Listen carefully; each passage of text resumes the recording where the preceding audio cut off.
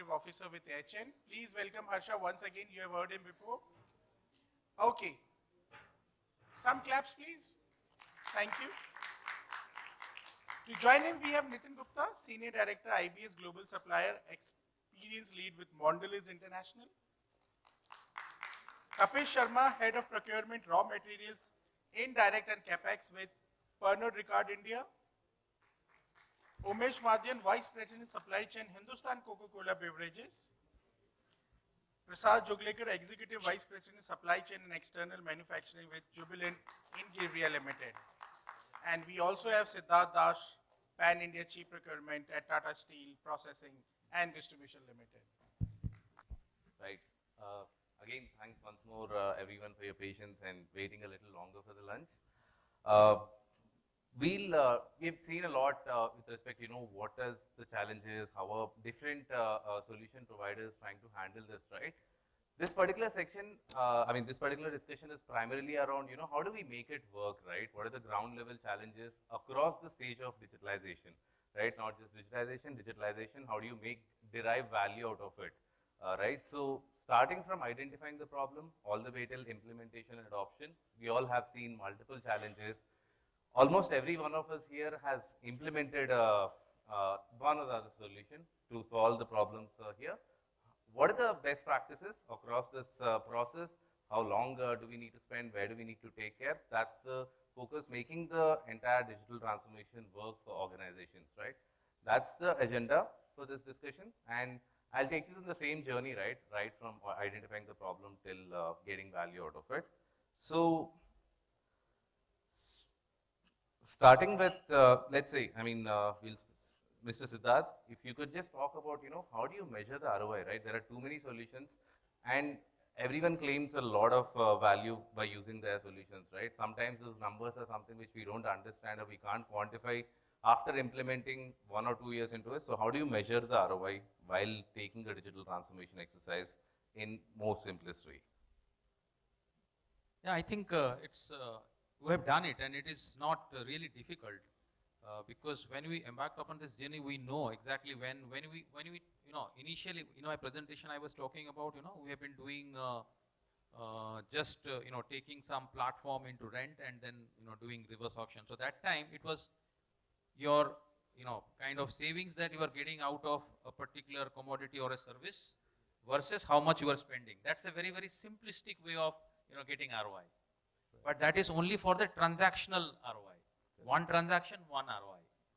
Now, when you are having the end-to-end solution, and then you are getting the end-to-end solution and then getting, implementation, what is the total implementation cost, etc., then your ROI is not exactly about how much you have spent on the solution. It is also about what is the timeline you have set for the benefit. For example, we have set a time of at least 5 years. The 5 years down the line, what are the things which are going to improve drastically? And in fact, it has improved. So it all depends, as I was telling initially, that what kind of technology you are going to adopt, whether it is aligned to your organizational requirement or not, whether it is EBITDA or it is service excellence or whatever, that way you have to adopt. And accordingly, so for example, in service excellence, it is not about the ROI of the money. It is about, the customer, engagement and also customer retention of customers. Those are different kind of ROIs. So I don't think ROI can be so easily defined. That's true. So if you have to summarize, there are too many parameters for every industry, right? Top 3 metrics in terms of defining the ROI. What would those 3 be for you? One is, of course, savings. We all live for it. What would be the next 2 things for you? If you have to quantify, wherein I go to my CEO and say that, hey, this is what I'm putting in. It's not just a tool, right? It's the entire effort of so many teams. What are the 2, 3 tangible things which we can present to the management for yours, if there are any? Top 3, rather. See, on a metrics you want to, get it on the KPI level. Yeah. Then in any case, all your KPIs which you have already made are the, KPIs. Your KPIs are simply improving. if your KPI is savings, that is also improving. If your KPI is OTIF, on time, in full, that is also improving. So basically what you are showing is the improvement part of the KPI. Okay. Got it. Makes sense. Thanks a lot for this. Especially one of the things which I also would want to add here is, it's not on efficiency gains. It's not on, okay, earlier we were doing 10 man hours or, human resources to do it. And, it's about how do you reduce it to 5 and actually calculate the cost. Each one of us with the given saving or the time, right? Each one of us can deliver 5x value. That's what we are all hired for. So probably that's another way to look at it. How each one can add significantly 5x, 10x value, different for different industries with the time what we get from these digital transformations. That's probably the best way to look at it, right? Absolutely, absolutely. I think, yeah, that's what I think everyone in the upstream as well as downstream will actually have the impact. And that's how it will, I mean, one is of course EBITDA. Right. But apart from this, all this, indirect benefits also you are getting. Perfect. Thanks a lot.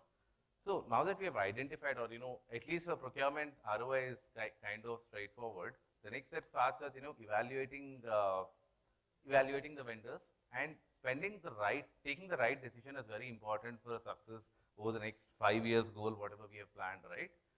And today, I mean, if you look at the procurement ecosystem, there are more than 1,000 solutions out there, right? Now, how do we navigate across this entire complexity of finding who is the right vendor for my business?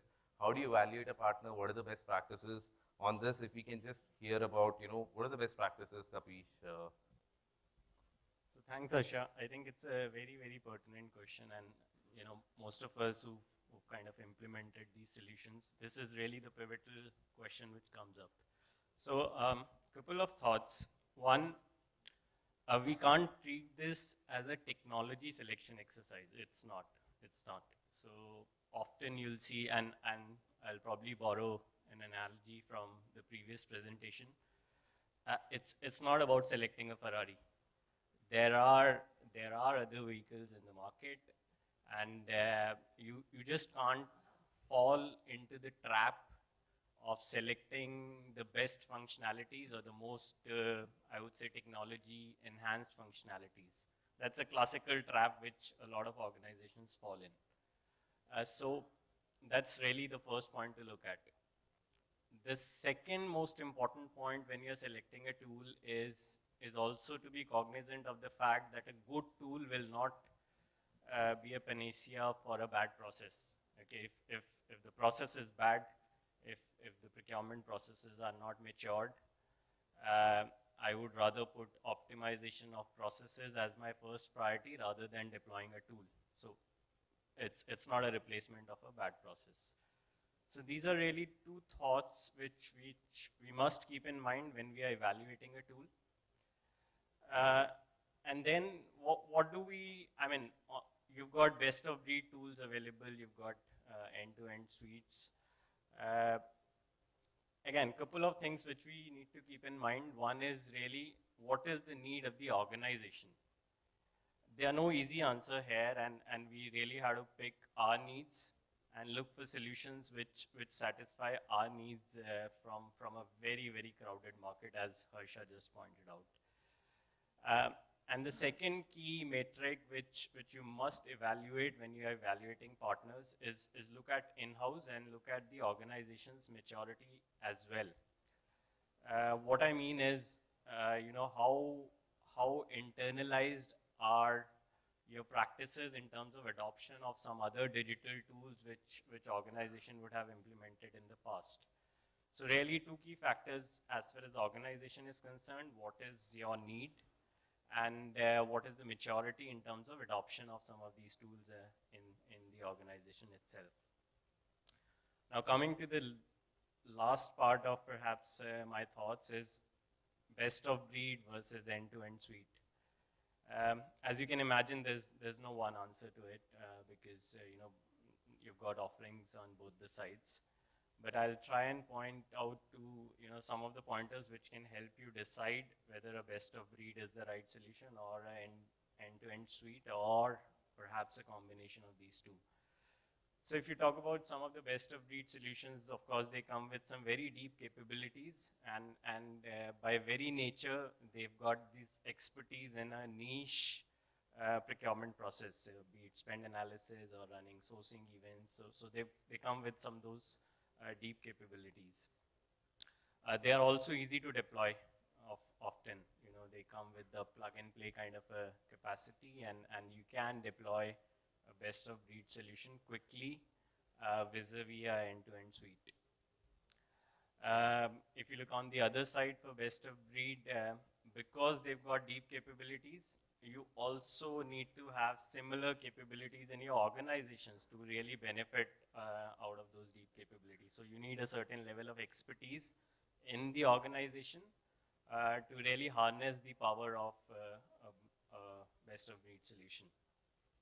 And then, you know, if your end state vision is that you want to deploy multiple best of breed solutions, often the integration can be a challenge between the tools. So these are some of the pointers which you can keep in mind on best of breed. Similarly, if I can think about end-to-end suites, they often have got a easy adoption rates because you know, the interfaces are similar. The user likes to navigate the tools in a very harmonized way. There's no challenge of integration, of course, because you know, it's end-to-end. But at the same time, you need to be cognizant of the fact that it will require so much more effort and time for deployment. And if you're looking for a faster result on a specific set of procurement processes, perhaps end-to-end suite is not the right solution for you. So you've got pros and cons. You need to look at one, what is the need of the organization, and then which kind of solution best serves the need of your organization, keeping in mind the maturity as well. Right, thanks for that. One last thing as add-on on top of it, how would you consider, you know, because most organizations we speak to, right, they've spent some years into the process and realized, okay, this is not working out for me. How do you, I mean, what is your opinion on, you know, doing a POC? Would that really help eliminate so many challenges we otherwise would have faced? What are your thoughts on the POC there? I think that's a great idea. And in fact, you know, one of the things about the digital transformations, which as a user, and that's a fact, a lot of digital transformations actually fail.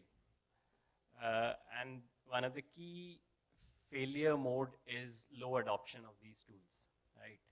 So rather than going big bang and deploying something really end-to-end, I think the agile methodology is really something which a lot of organizations are adopting now, where you start with an assumption that there'll be rerouting on the routes, there'll be learnings on the way, and you deploy a POC, build the POC really to suit your organization's need, and then, you know, take the next step on this journey. So I think, yeah, again, comes back to the point, what is organizations need and maturity, and for a lot of organizations, POC makes sense. Good to know. So yeah, we have considered some of the best practices in evaluating, right? How do we evaluate? What are the things not to do? Primarily organization maturity, but I think evaluation most organizations spend about 3 to 6 months, but they spend about 12 months to even, let's say, 2-3 years sometimes implementing a solution, right? So how do you ensure that you're not spending hours implementing, or years implementing a solution? What are the best practices? How can you be agile about implementation as well? That's something, Umesh, if you could throw some light on. Sure. Thanks, Harsha. Good afternoon, everyone. I know lunch, these guys are delaying, what do I do? But good afternoon, guys. So, see, what I'll do is, from a supply chain perspective more than procurement, I'll share 2 real cases, which is our experience at Coke, and that'll give you some flavor of what exactly is expected, not only of procurement, also of digitization in procurement. So number 1 was, I think, what you touched upon, ROI. On how do you exactly do the ROI? The ROI of digital solutions nowadays is not that easy. There are a lot of things which you try for the first time. You don't know there is no formula for a payback, that okay, these are the 3 elements which you will do payback. we were implementing a TMS, a transport management system. And we had about very clearly identified 7 areas which should give us payback broadly. That there should be all these 7 which we should cover. This is the baseline, this is the pre, this is the post, and net this is what we should be able to gain. And what happened is eventually after implementation, after let's say 2 years, we had some 12 items where we got a payback. 5 to 6 items which were very fresh, which we never understood that this would be payback. So I think payback is a holistic subject. ROI is not that very easy, and you should be very critical about what you're trying for the first time. So you don't know maybe what will come back. And the other is also have a blueprint first ready before you get into the tool. So my recommendation is never choose the tool. When you're choosing a TMS, let's say for example, don't call 3 companies and tell them to present their TMS and choose one of them. That's not the right way. You first do your blueprinting of what do you want. What's your company process? Where do you want to go? Do you want to go 2025? Do you want to go 2030? Do you want that process right now? Or do you already have gaps which you're trying to fill in? Agree that first, broadly. And basis that, you say that, okay, this is what I want. Now tell me, how much do you meet my requirement? And rate them accordingly, that, okay, you're 60% closer, you're 70, you're 80. Who can customize better? Let's go ahead with that. So that's number 1. Number 2, again on ROI, it really depends what phase your organization is, what phase your digitization trajectory is. Are you okay for investment or not? Really sometimes 2 years payback is okay, sometimes 5 years is also okay, sometimes it's out of payback. For example, we are on a journey where we are doing warehousing automation, big time. Because of scale, because of a lot of volume, we are getting into ASRSs, automatic systems. And the question was, we wanted to do one ASRS where we were, by virtue of doing ASRS, we were seeing 20 crores of operating expense per year. That is what goes away, because you automate a lot of stuff. Now, the depreciation of the ASRS which I was investing was 5 crores per year. Forget what the ROI is for a moment. Forget the payback, how many years. Depending on the cost of capital you have, probably your EBIT makes a lot of sense for you to have 5 crores expense, 20 crores expense reduced to 5. And you have a good cost as a percentage to net revenue, and your model changes, your cost of capital supports it. Whatever the payback is, it still makes sense. So sometimes looking at investment with a different lens is also equally important. Investment sometimes gives you service, which you can't measure. Sometimes gives you sustainability, which helps you sustain your scale for the next 5 years. That's also good. There are certain things which you really can't measure, is all I'm saying. And there are certain things which you can measure, which are outside the box of your own targeted KRA or P&L. It sits in somebody else's P&L, but that's fine. That's an organizational decision. So somewhere we forget to look at it holistically. So more from a supply chain sense, when we do palletization in transportation, which is tough in India, the overall P&L, a large part of benefit sits with sales as well. You turn around trucks faster, you reach the market faster, you're able to have a better service, you're able to have a better payback, you have less damages, the quality of the product changes because it goes untouched in the market, and so on and so forth. So I'm just trying to give you real cases and examples for you to reorient investment in a way which is a little different. So these are the few do's and don'ts from me. Happy for Q&A if you guys can wait for lunch more. This was very insightful, Umesh. I mean, looking at it different angles, so different organizations works it, sometimes for the department, sometimes for the organization. I think very few companies do that, so good to hear that from you. So we can take this in any order. Once we have implemented a solution, spend some time, energy, efforts, how do we make sure, right, during this initial few days, because if a tool is successful in the first 1 or 2 months, it's going to remain successful, but if you're struggling, right, that struggle kind of continues for a very long time. So how do you ensure that, or rather, how do you measure adoption, and how do you, let's say, improve those adoption, make sure they understand, right, whether it is internal. So maybe Prasad, you could start with that. Adoption is a key thing, big thing for any of the tools what we're talking about. See, first of all, we as a human being, we always want to be in the comfort zone. Nobody wants to go out of their comfort. So adoption always is going to be a big challenge in any digitalization journey. The best way to address this is basically, to start, when we are starting this digitalization journey, whichever project it is, let's say TMS or let's say e-procurement tool, whatever, you need to take all the stakeholders into confidence. There should be huge amount of communication upfront.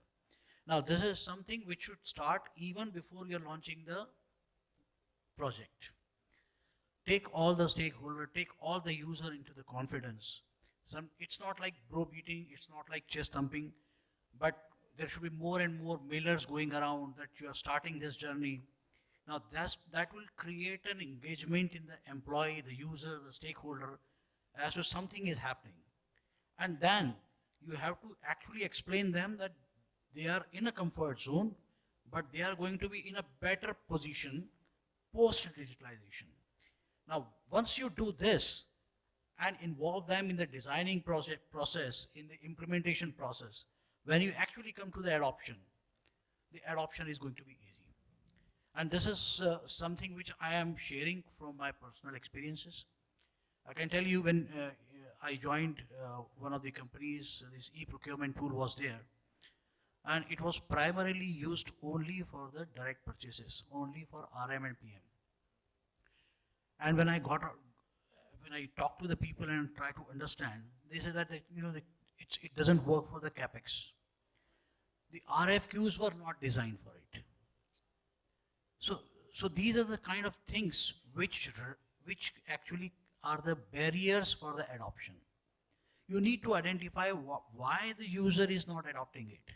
And if in the process you have to modify certain things in the software or maybe in the tool, then you need to do that. And then only your adoption rate will actually increase. And then you need to create the KPIs, the measure for the adoption. For example, out of 100 POs, how many POs are getting routed through the procurement tool? And then celebrate. Whoever is performing, let there be a celebration, there should be a facilitation of the individual who is performing well. That will create a healthy competition among the team also. So these are the ways to actually improve the adoption. Now, there is another part which is change management. Change management is a little bit more complex than even adoption. Sometimes you even adopt it, but thereafter, change management becomes problematic because as you go along, some problems are going to come up in the system.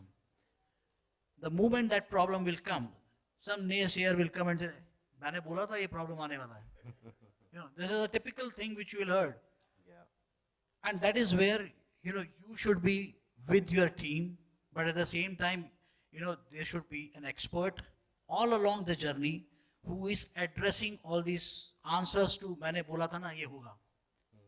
If the turnaround time for addressing those issues is quick, then the change management also is much smoother.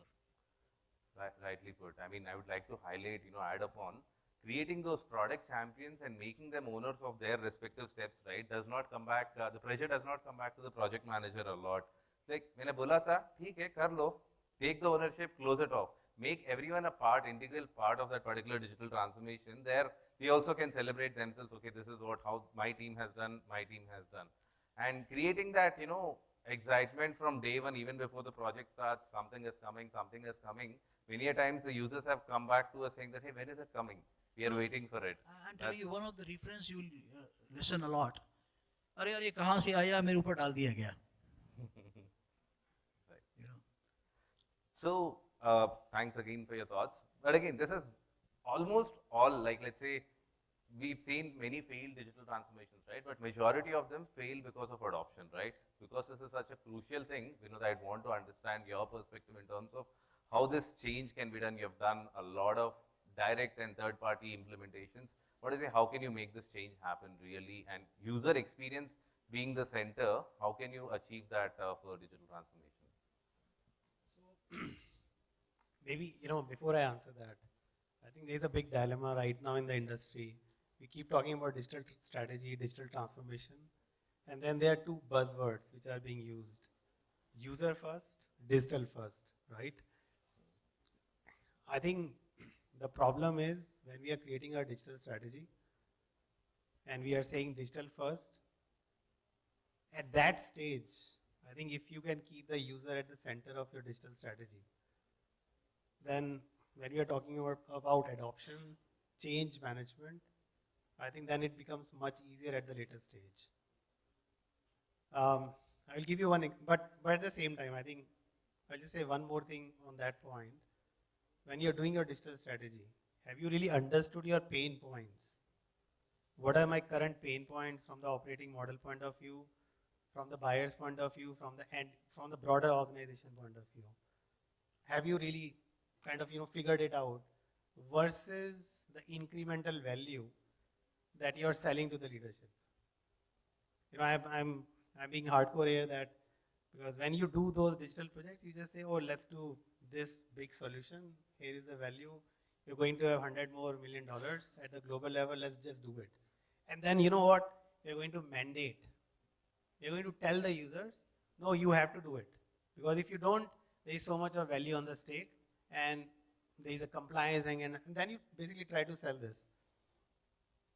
So I think that for me, that's the most important thing, that if you really want to touch on user experience, adoption, change management, you want to make any of your solutions work, how are you connecting to the users upfront? Number one. I'll give you one typical example. And this has happened in Mondelez, okay? E-invoicing, we all know, how it works. We got partners like Tungsten, TradeShift all over the place. Before COVID, there was a big strategy that, oh, no, Hackett best in class is 80%. Let's try to achieve 80% on e-invoicing. You go to the suppliers, you go to your procurement community, and everyone will say, yaar, kaam chal raha hai, chalne do. Koi tension nahi hai. COVID came. All of a sudden, it became a pain point. And at that time, when we tried e-invoicing, like, telling the suppliers and telling the accounts payable team and everyone, you won't believe what we were not able to achieve in 3 years, it happened in 3 months. Why? User felt connected to that digital solution. If I talk about my personal life, when the applications, all these apps came on our mobile, we at that time, that was the age of Internet Explorer, Chrome, right? We were all used to, nahi, yaar, itne sare applications I will not download on my mobile. Now, you have moved away. You feel like, let me download an app now. Right? These days, you are only using Internet Explorer only for, let's say, surfing or some data information. That's it. So, I think long story short, if you can connect your value KPIs with your user KPIs, how you are making it productive and efficient for them, I think you have cracked your digital solution. If you have not, I think you're going to struggle in terms of implementation. Very rightly put. Actually, once I know the value or what I'm missing out on, that makes it very clear for the user to say, okay, I'm doing this one extra thing, but I'm saving on these 10 things today. And it's difficult to understand. So combining whatever, both the points, right? Making it clear to the user, defining not only company ROI metrics, digital first ROI metrics, user ke liye kya fayda hai? That's something we'll have to get into and explain it across. I think it becomes a lot more successful. That's some of the best teams have done it, I would say. And once they see the need, as you said, 3 years mein 𝗍𝗃, it will be done in 3 months time. Right, I mean, this is primarily, initial thoughts from different experiences. Would love to take any questions on top of this. Yes, please. Yeah. I think one important thing which I wanted to speak on, adoption was in our case is primarily 2 things. One is with respect to, you should have a program management, because without that you cannot implement this. there has to be program management altogether. So there has to be levels, there has to be apex level, there has to be program management, there has to be champions, then there has to be user. The entire, you have to put those verticals in place. Otherwise, this implementation will not take place. Number one. Number two is, before that, of course, what has been done was that your internal SOPs and internal processes are to be set right, because those are all at different levels. True. If these two happens, then of course you can have it. Thank you. Thanks. Right, we are up for more questions on any specific problems you are trying to solve and you have not been able to solve. The panel here would love to answer for you. Or if lunch is the primary problem, we can all break as well. I'll leave it to you. Right now it seems so. Questions? No, I guess we do not. Okay, but I like to, request Harsha to facilitate few of our panel members whom we have not done. And panel members, thank you for your precious time, for giving the insights, really appreciate. And I guess audience for sure would have benefited out of the insight from senior leaders who have shared their experience. Thank you all panel members.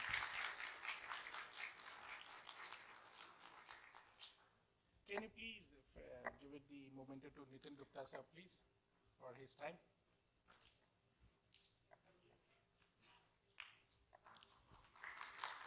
𝗶𝗶𝘁𝗶𝗵 sir.